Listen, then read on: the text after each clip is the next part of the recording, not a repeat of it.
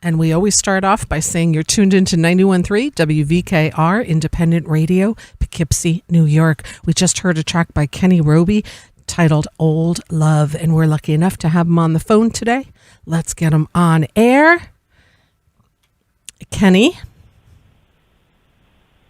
Hello? Hello, are you there? Yeah, I'm here. Okay, hi. We are now live on air, Hi. Kenny. Thanks for your time, for being here today. I appreciate your time. And as I told you when you just called, I'm really digging your music and look forward to hearing this new release that you've got coming out in 6 weeks or something like that. Mm-hmm. Thank you. Thanks for having me. Yeah, of course. No problem. No problem. I always like to back up a little. I always love to learn about the roots of a musician. Like, how did it all start out with you? You are native from South Carolina, correct?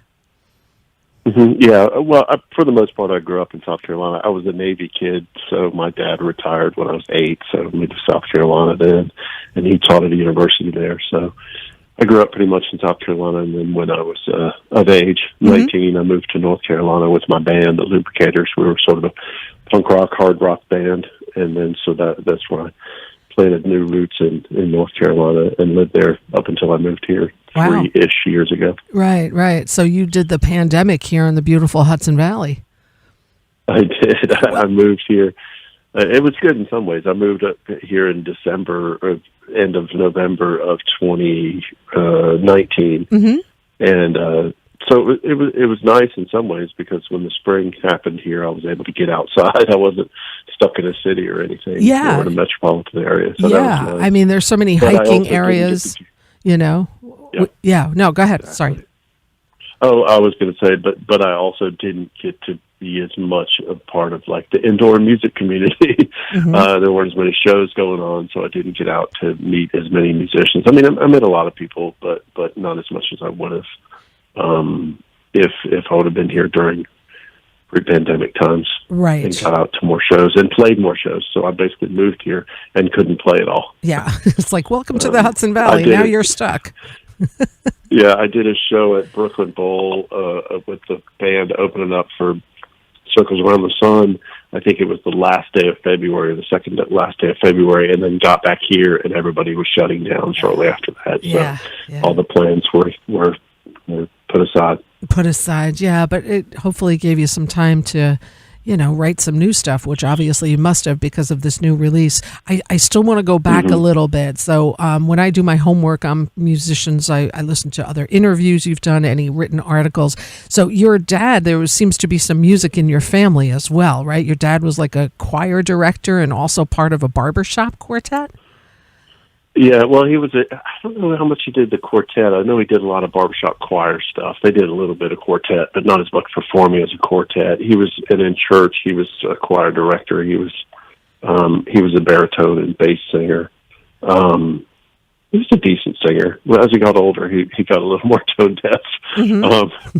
But I think he always wanted to be a musician, and there was some stories about it in childhood, wanted to play an instrument, and his family was pretty poor, and his mom played everything very safe and didn't want him to play trumpet, even though the music teacher at the school thought he would be pretty good, and they offered to give him an instrument or let him use one, and she said, no, we won't be able to afford lessons, and just kind of, an interesting sort of, 1940s and 50s, a little bit afraid of trying new things, and for some reason just didn't want him to do it. Maybe it was because they were poor and wanted him to be able to go to do regular work and go to school, and also 40s and 50s, it's not like today where, you go to the Rock Academy. Right. It wasn't always promoted for kids to be musicians.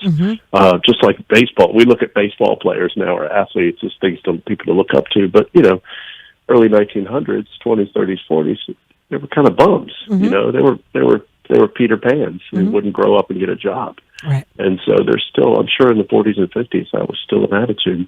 Oh, right. So anyway, so he was never able to do that, and oddly enough, she didn't want him to play sports either. So I think he was sort of a repressed musician and athlete in a lot of ways, and ended up going into getting jobs as a teenager and then becoming a mathematician and engineer, and, going the education and academic route in the Navy, because it was a steady income and discipline and money, and something he never had. So I think he found a lot of joy in it, in music, and but never in a professional way. Right. But it's kind of cool that he kind of never let go of it either, right? So he kind of still hung out to it, which is kind of neat. What were you listening to growing up in your household? He listened to, the family listened to all kinds of stuff. There was a couple of sisters. Everybody, for the most part, in my family, except for one sister, sang in school choir, and so a lot of show tunes in the house. Some country. My dad was really into Charlie Pride, like Don Williams, Hank Williams. Oh, nice. Ray Charles. They like, my parents, my mom was born in 1938, my dad was born in 1940, so they were into singers, Yep. They weren't, and from, they weren't really into Elvis and things like that, and the Beatles. They were kind of in between generations for some of that stuff, and so they were into, Bing Crosby and Johnny Mathis and pop singers. Frank Sinatra, maybe. Things like that. Yeah, maybe some Sinatra, but I think they were big into Bing Crosby. So we had that stuff going on around the house, and musicals and show tunes, and then my brothers and sisters. I'm the youngest of six, so they were listening to all kinds of stuff in the 1970s. Not too much hard rock. I kind of got that from outside the house.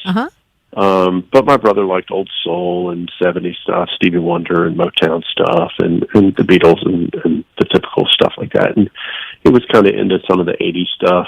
Right. In the early to mid 80s, was big into Elvis Costello and stuff like that. But my sisters kind of liked all kinds of stuff, and I was into stuff that was on the radio. Oddly enough, right before my punk rock phase, I was really into early hip hop, like first Run DMC record, Grandmaster Flash, all that stuff. And I was also into the cheesy stuff and cheesy pop, like bubblegum stuff, like New Edition and Houdini, just early rap, early sort of New Jack Swing, R&B. It's just kind of interesting. That is really interesting. But at the same time, I was listening to Ozzy Osbourne and Aerosmith and Kiss and AC/DC. So it's like small town. Right. Listen to whatever. What was your first instrument? I know you play guitar now. What was your first instrument? Probably running my mouth and making jokes. Flash Clown. That was my first job in music or in entertainment. I just guitar. When I started off in a band, I was the singer. I was the front man in a folk rock band. And, when I was young, 15. What was the name of that band? The Lubricators. The Lubricators.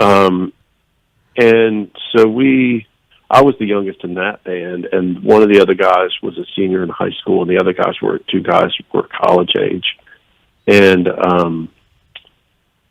we actually, I joke that I probably had more success in that band than I had ever after that. We had we knew a promoter who liked working with us because we'd work for free. And he would do all these punk rock and rock shows, and we opened up for Danzig and Jane's Addiction and Circle Jerks and, Suicidal Tendencies, all these, punk rock bands that were still around in the mid to late 80s. So I got a lot of experience there, but I was just a singer. And later, about 2 or 3 years into the band, I started picking up guitar and playing guitar a little bit. And I just played electric guitar pretty much. Right. Are you self-taught as a guitarist? Yes, pretty much, yeah. And so I at first I was just a singer, and then I played electric guitar. And then once I started playing electric guitar, and then I picked up acoustic guitar, I started, rather than just singing over what other people were bringing in musically, I was actually bringing in my own melodies and chords and bringing in actual songs, pretty much complete to the band. And then eventually I just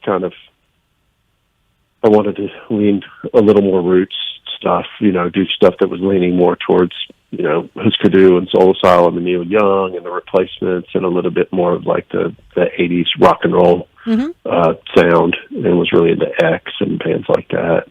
And so I started leaning and on the rootsier side of those bands. So I came through the tail end of cowpunk, I guess, into alt country or Americana, like the Americana that has a little bit more of an edge, a little bit more so than a lot of stuff now. Yeah, it comes in through a different avenue. So yeah, it was a little bit more twangy rock and roll for me. Right. And then, so you've been like this whole time was all North Carolina. Yeah, for the most part. Well, we moved in 90, like when I was 19, the whole band, the Lubricators, moved to Raleigh, North Carolina from South Carolina. And yeah. Right. And now, when did Six String Drag come to fruition? I guess like right when my old band broke up, I started playing with a few friends in the basement in a place I lived at in Raleigh, and bringing some ideas into that that were a little bit more rootsy, I guess. Sort of on the road that I was traveling as a writer already. I was just going to ask you, talk to me about composition. When did you start writing? Oh, I used to write some pretty awful stuff when I was a teenager already. I was writing the lyrics, if you want to call them that. Actually, I don't know if they're good enough songs to call them songs, but writing the lyrics for that old band of mine.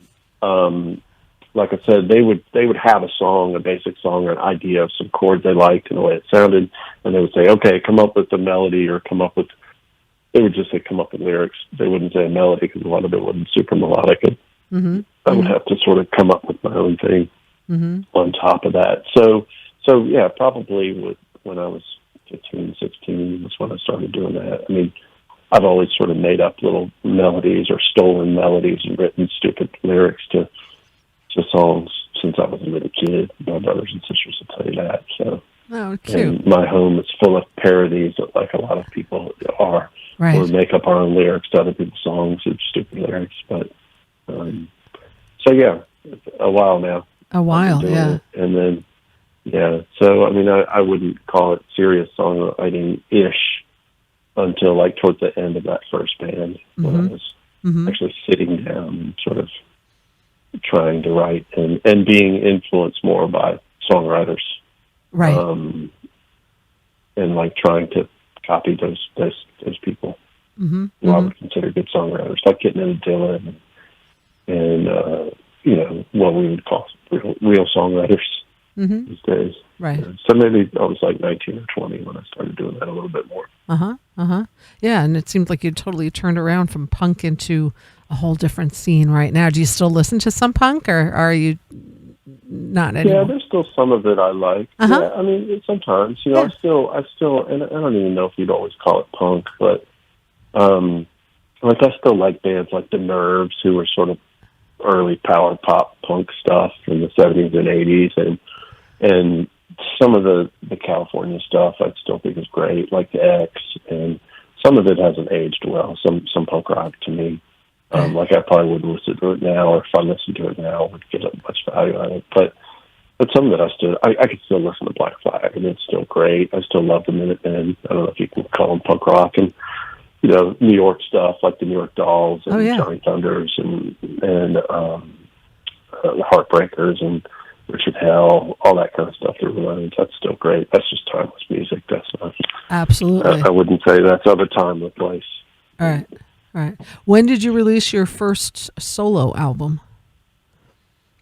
First solo album came out in '99. Wow. Murphy's Blues, and it came out in Europe at first, and then it came out later, like in early 2000 in the States. Talk to me about Europe and the difference playing there, playing here, the reception that you get over there. not versus here, but how it's similar and how it's different. Well, in the late 90s, when I was over there with Neil Casal, it was interesting because I know there was places where people actually listened to music attentively in the States, but I wasn't playing those places. I was playing rock and roll clubs. And even when I'd play acoustic a lot of times or solo, it'd be in places where it's hard to get anybody's attention. And I'd go to Europe, and people were very polite and very quiet and very attentive, almost so much to where it felt strange. Mm-hmm. I felt like it was, oddly enough, like it was too much under the microscope, like all eyes and ears on me, and very polite. I mean, not that I was playing places that were throwing beer bottles at you over here, but over there it was just very polite clapping and people listening, and I couldn't really, they weren't very excitable until I figured out that it was in Neil's sets. Even though they were bigger fans of him than me, but they were also a little more lubricated by the time that he played. We were playing these early shows, and it would be right after work when they were on their first beer, and then by the time Neil and I played, by the time Neil played, they'd had some beers and were more relaxed and into the show. And also, Neil and I would play songs together, duet style, and old country songs and other harmony stuff. At the end of his set, I'd get up there for an encore, and people just loved it. And you could just tell, that they were just looser and looser as the show went on. Right. Right. And that was mostly in England. So yeah, it was different. Now I'm a little bit more used to people actually listening to me after all these years. After all these years, well, that's a good thing. After all these years. Did you and Neil write together as well? No, not really. We would play on each other's stuff and come up with little ideas to play live on new songs that we had that we were working on in covers, but we didn't really write too much. We were going to work on arrangements on the Reservoir before he passed away, but we didn't really. That was going to be more arrangement rather than actually writing together. Yeah, that album that you released in 2020 titled The Reservoir is, I don't know the correct adjective to put onto it, but it is powerful. I listened to it in its entirety, which is how I like to listen to artists' music, and it really is a masterpiece. So congratulations on that. It's really well done, The Reservoir. I recommend anybody to listen to that. And beautiful song, a beautiful album. That was supposed to be produced by Neil, right? Mm-hmm. Yeah. Tell me about the work that you're doing to honor your friend Neil with the foundation. So Gary Waldman and a few other people started the Neil Casal Music Foundation to just sort of, I guess you would say, to make something positive out of Neil's death. And Neil I don't know if your listeners know, but Neil committed suicide about a month before he was supposed to produce my record. That was in August of 2019, and we wanted to, Gary and others wanted to try to help kids in New York and New Jersey facilitate playing music as a sort of refuge and a way to help them through their struggles, because it seemed to help Neil so much growing up. Mm-hmm. And he was from Jersey, right, Neil? To have that, and he was from Jersey, yeah. So I think they thought they wanted to keep it, to this area. We didn't know how big the foundation would get, but so the goal was to raise money to help with school programs and students in New York and New Jersey to get them instruments, and especially with how much schools are struggling with budgets, and to be able to afford that stuff for kids. Right. As well, one of the goals of the foundation is to help musicians and music business professionals who are struggling with mental health issues and addiction, especially out when they're touring out on the road. So we help facilitate donations to other organizations like Music Cares and Backline, to be able to help other musicians who struggle like Neil and a lot of us do. Is there a website for people to follow up with if they want to make a donation or just learn more about this? Yes, it's Neil Casal Music Foundation.org, and that's NEALCASAL musicfoundation.org, and you can read about Neil and the foundation and the tribute album, which was put together actually during the pandemic. Dave Schools and Jim Scott, Dave Schools from Widespread Panic, and Jim Scott, who's a producer and engineer who worked with Neil and so many other great musicians over the years, produced the tribute album, which is, I think it's 41 different artists, as well as like hundreds of other musicians who you might know of backing those artists. It's 5 LPs, vinyl LPs, and 3 CDs. There's tons of people on it. There's Phil Lesh from The Dead is on it. Bob Weir is on it. Dave Schools with a bunch of other people are on it. Aaron Lee Tashian, Billy Strings. Just tons of people. I forget all the people. There's so many to name. Amy Helm sings on it with me on the track that I did as well. Which is what we're going to play one of those after you and I are done talking. That Too Much to Ask is the name of the song you're talking about, right? Mm-hmm. Yeah. Mm-hmm. Mm-hmm. Mm-hmm. Yeah. So there's tons of people, and it's a great record, and it's all the proceeds go to the foundation to help with these causes that I've just been telling you about. Yeah, it's wonderful. It's wonderful. He was a loved man. Neil Casal. Mm-hmm. And your website, kennyroby.net. Tell me more about this new album. It's coming out. It's self-titled, I understand. It's coming out August 5th, and I'm going to be so happy because I'm able to play a track of it today, Leave It Behind. Yeah, it's a lot of new songs or songs that I had started at different times in my career and never finished, or just never felt that I had a place for them. Some of them had melodies and a few lyrics, and I finished the lyrics. Some of them were brand new. Some of the songs I wrote right before we recorded them.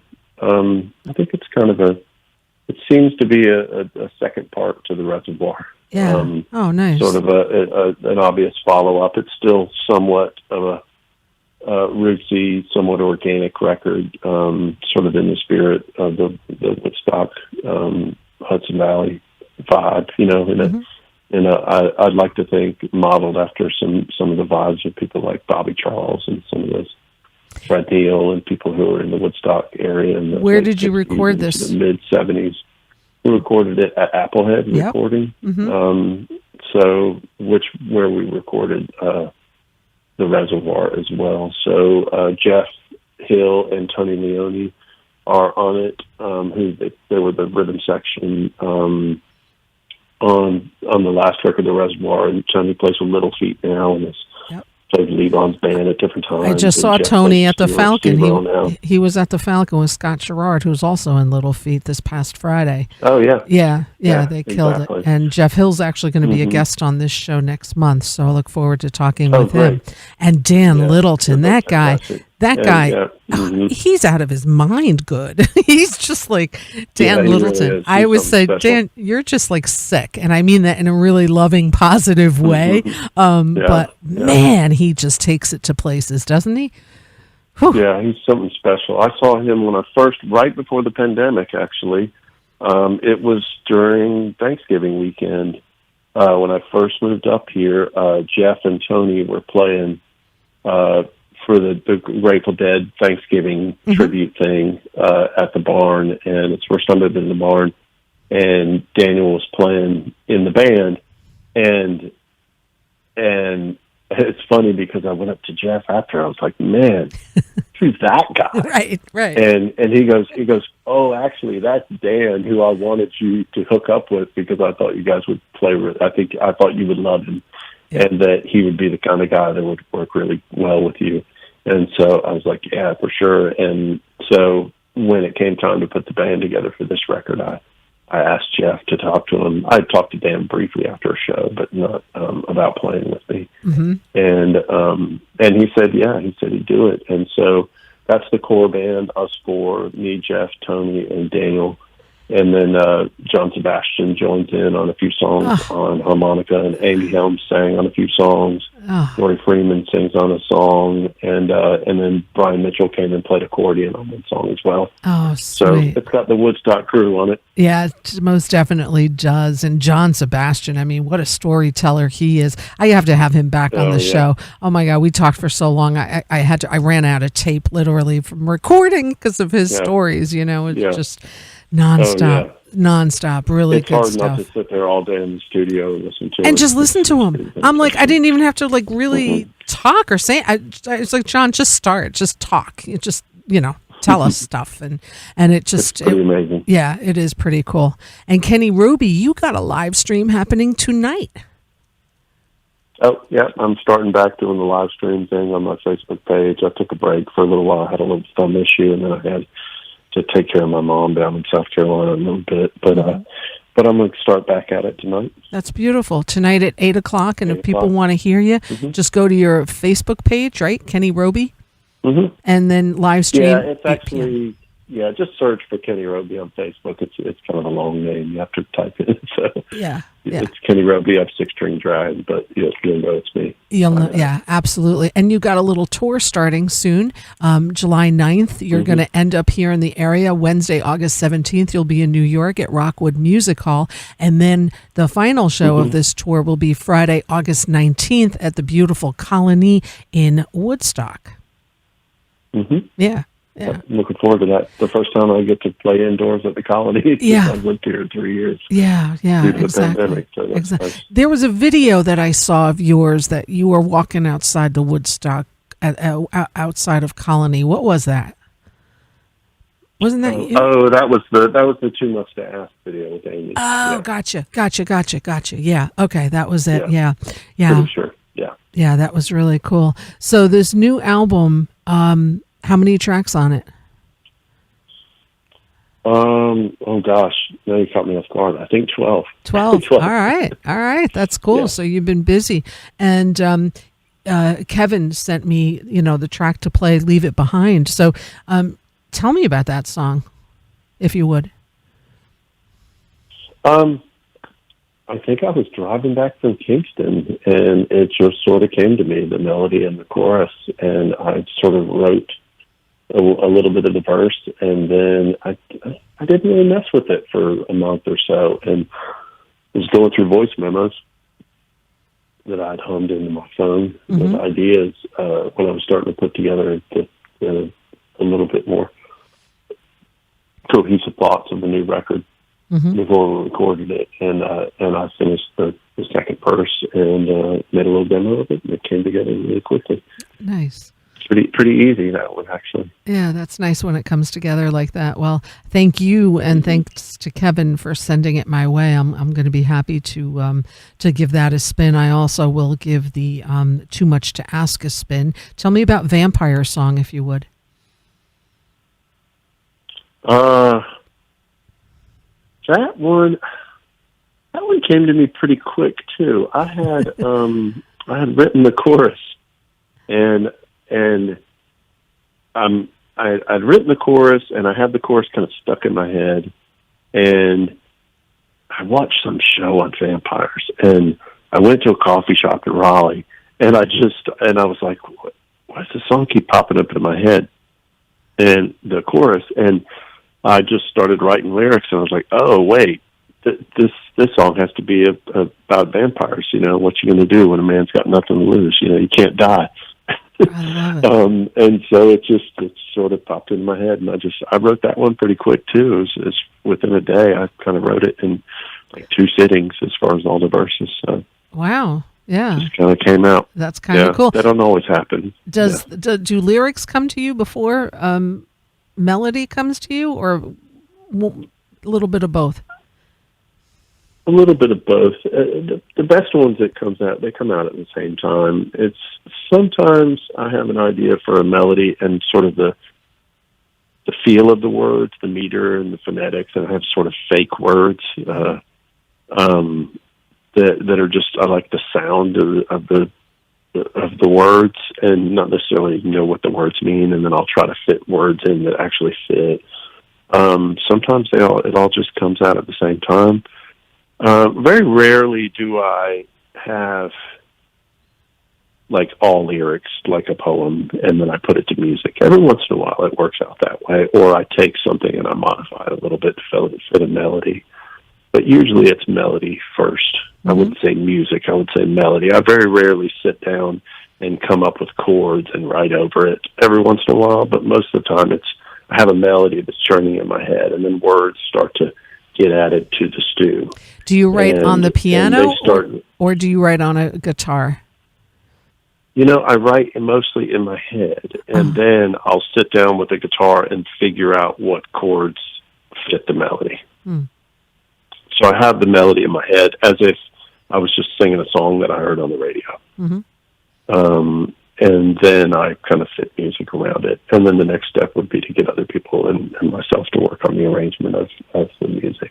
Nice. But it's the melody, it has to be catchy enough for me to remember the melody. So I don't need the music usually to help me remember it. I'm not really a composer in that sense. It's more writing folk rock ditties, I guess you would call them. Yeah, absolutely. So this tour, you're kind of going down the southern corridor, right? Yeah, I head down and do the southeast. I'm doing some shows in Ohio in July, but end of July, early August, I go down and do my old stomping grounds, the southeast in North Carolina. Nice. And Georgia, and then I make my way up to Tennessee, up into the Midwest, and then at the end of that run, I do 3-4 shows up in this area, and then doing some more shows that we're working on in the Northeast, probably in later in August and early September, and then I'll probably working on heading down towards Texas and the Deep South in late September and early October. Nice. Beautiful. Yeah, because you've got this new album coming out that you got to kind of share with everybody. So really cool. I didn't get to do that on the last one. Yeah, exactly.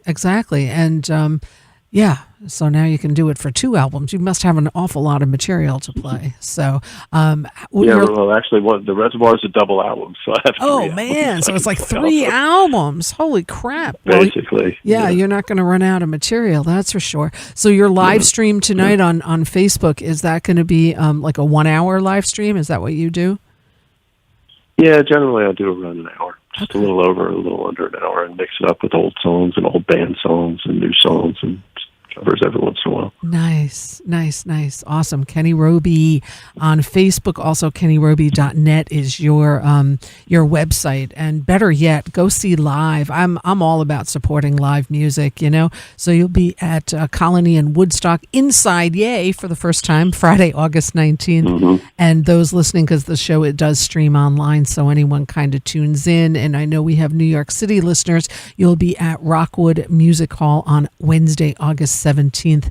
kennyroby.net. Highly recommend the last album, Reservoir, and then the new album comes out August 5th, which will be self-titled, and we're going to play a track of that. I think the first thing I want to do now is the video is also beautiful for Too Much to Ask. So I think we'll start with that, and then I'm going to play your new single and a couple more stuff. So it's been a pleasure talking with you. I think I'm going to try to tune in tonight and hope to catch you live at Colony or one of these great venues that we have here in the Hudson Valley, because we're loaded with them. So it's been a real pleasure talking with you and learning more. I love today was your first time here on the show, so I really listened to a lot of your music just to get familiar, and I'm digging it. So keep doing what you're doing, and thank you. Thank you for the beautiful music that you're providing to us all. And tonight on Thank you. Facebook. And what did I forget? Did I leave anything out, Kenny, that you want to share with listeners here in the Hudson Valley and beyond? No. Okay. No. All right. Cool. So.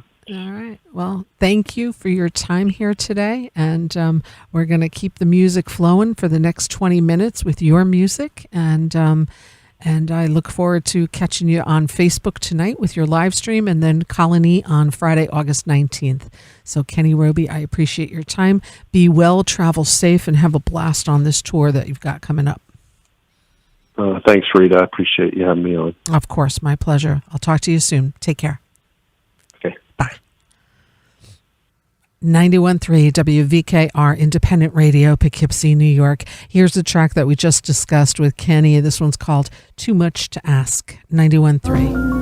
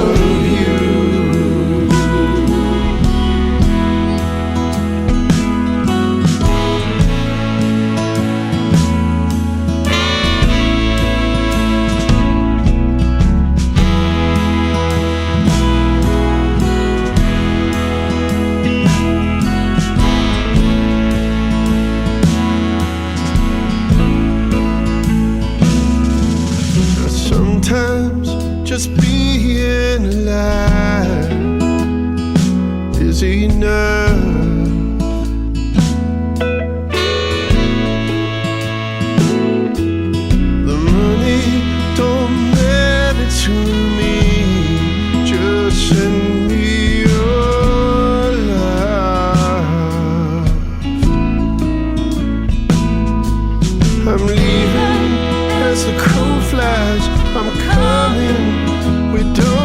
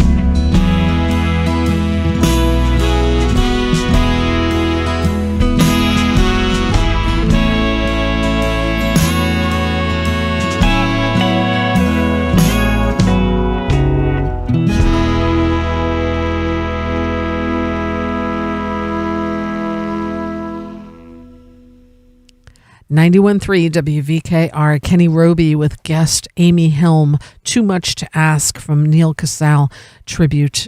This Highway Butterfly is the name of the album, Songs of Neil Casal. And again, check out the website. If you had missed part of this interview or all of it that I just had with Kenny Roby, you can check it out tonight on YouTube, the Facebook, on LocalMotion on 91.3 WVKR, and also visit the Neil Casal Music Foundation.org to see how you can get involved. It's a really pretty amazing organization and what they're focusing on. Neil is Neal, and then Casal, Casal, musicfoundation.org. Of course, check out Kenny Roby. You get to see him tonight. If you're on Facebook, he's doing a live stream tonight. Just check out Kenny Roby on Facebook. And then he will be on at Rockwood Music Hall Wednesday, August 17th. And August 19th, he'll be in Woodstock at Colony in Woodstock.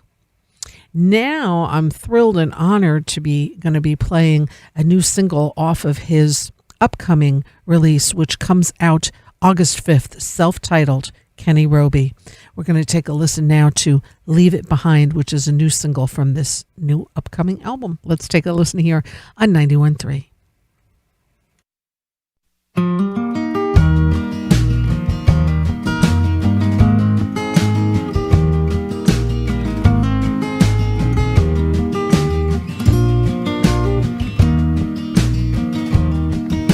I'm gonna leave it behind, baby, I'm gonna leave it behind.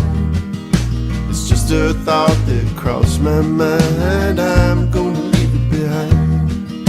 I'm gonna leave it behind, baby, I'm gonna leave it behind. And once I cross that Virginia line, I'm gonna leave it behind. Take a breath and hold a breath and blow it in the wind. A flash or shake a toothy grin to explain the shape I'm in. Moving up the mountain, but I ain't find no place to stay. I always been okay, even when I ain't okay. I'm gonna leave it behind, baby, I'm gonna leave it behind. It's just a thought that crossed my mind. I'm gonna leave it behind. I'm gonna leave it behind, baby, I'm gonna leave it behind. And once I cross that Virginia line, I'm gonna leave it behind.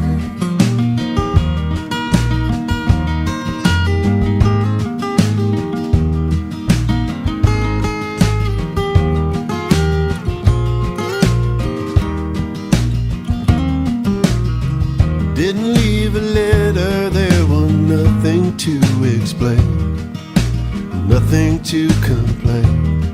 It's just the wind and rain.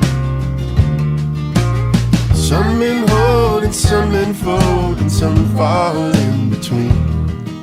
And some they build up steam, and some just up and leave. I'm gonna leave it behind, baby, I'm gonna leave it behind. It's just a thought that crossed my mind. I'm gonna leave it behind. I'm gonna leave it behind, sugar, I'm gonna leave it behind. Once I cross that Virginia line, I'm gonna leave it behind. Oh, once I cross that Virginia line, I'm gonna leave it behind.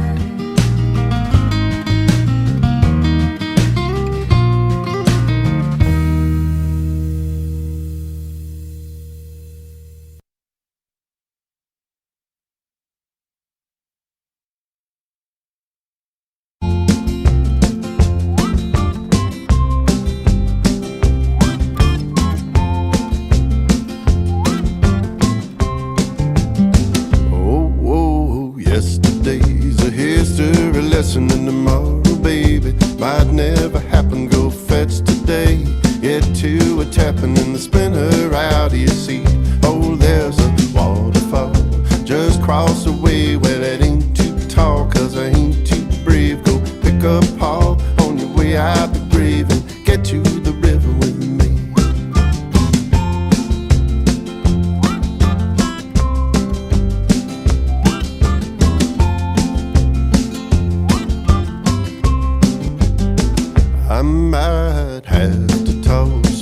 I know in the creek and let it rise above and drown the fool in me. You see, I paid the cost right here in this seat. I might have to ask the boss if he can carry me. Oh, yesterday's a history lesson, and tomorrow, baby, might never happen. Go fetch today, get to a tapping in the spinner out of your seat. Oh, there's a waterfall just cross the way where that ain't too tall, 'cause I ain't too brave. Go pick up Paul on your way out the grave and get to the river with me.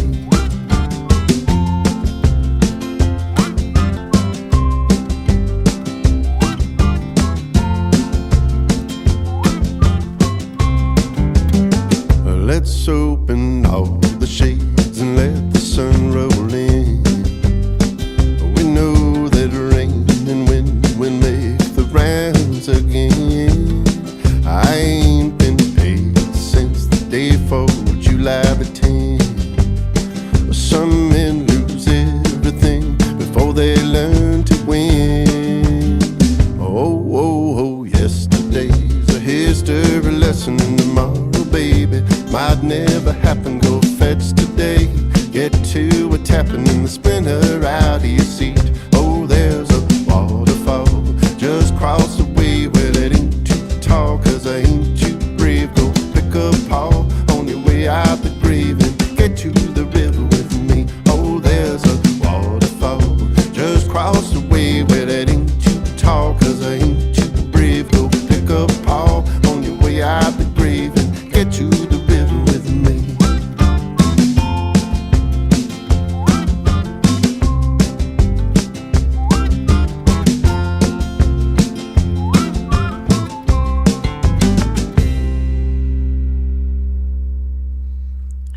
.3 WVKR History Lesson Off the Reservoir by Kenny Roby. Thanks to Kenny for being my guest here on Local Motion today.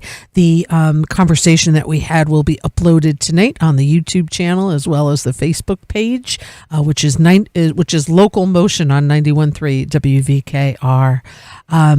Kenny will be doing a live stream tonight, which is a great way to hear more of his music. And he'll also be at Colony in Woodstock on August 19th and at Rockwood Music Hall on August 17th. Again, the live stream tonight is on Facebook, Kenny Roby. Just check that out. His website is kennyroby.net. Keep up with all the great things happening. He is now a Hudson Valley resident, so we'll definitely be spinning more of his music. And we want to say thank you to Kenny for being on the show today. I am going to leave you with one more track of Kenny's, which is titled Silver Moon. And we'll also tell you that next week on the show, I'm going to have the executive director of Maverick Concerts, which is a real treasure here in the Hudson Valley. Can't wait to tell you all about it. Alexander was my guest last year, too. Maverick Concerts in Woodstock. So we're going to talk with Alexander Platt next Wednesday. In 2 weeks, we'll have Lee Falco from the Falcon on. And in 3 weeks, listen to this one, Nels Klein from Wilco will be my guest. The July 20th, Joe Louis Walker. July 27th, Eric Parker. Got a great summer lineup. We're fully booked until September, actually through September. So lots of good stuff coming up here on Local Motion. Again, if you please subscribe to the YouTube channel as well as giving a like to the Facebook page by that same name, that would be appreciated. Thanks everybody for your support. And let's keep the music flowing here with one more track, and then stay tuned for Mr. Irie Groove. Dr. J is in the house here, so keep it tuned. You got Penny coming up with Mingus Moments after that. Just keep it on 91.3 here at WVKR for the great diversity of musical programming that we have here on at the station. Until next week, I wish you all peace.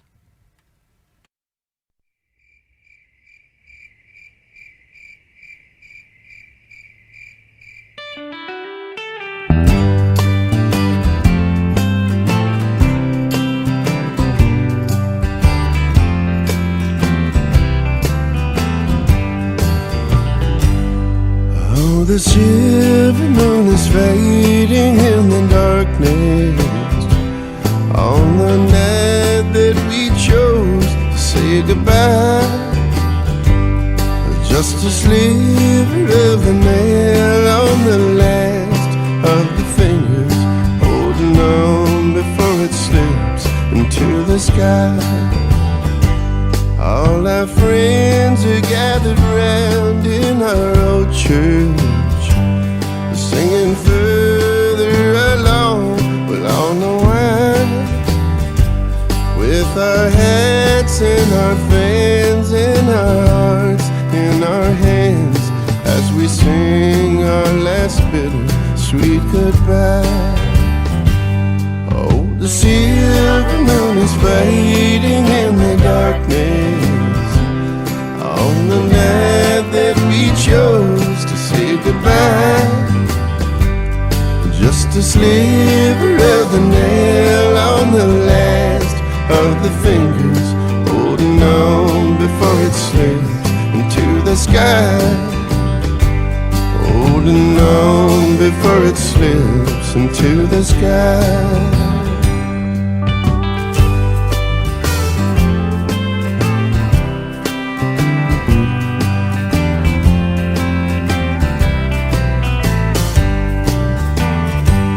I have laid awake at night and I have cried myself to sleep, wondering why you had to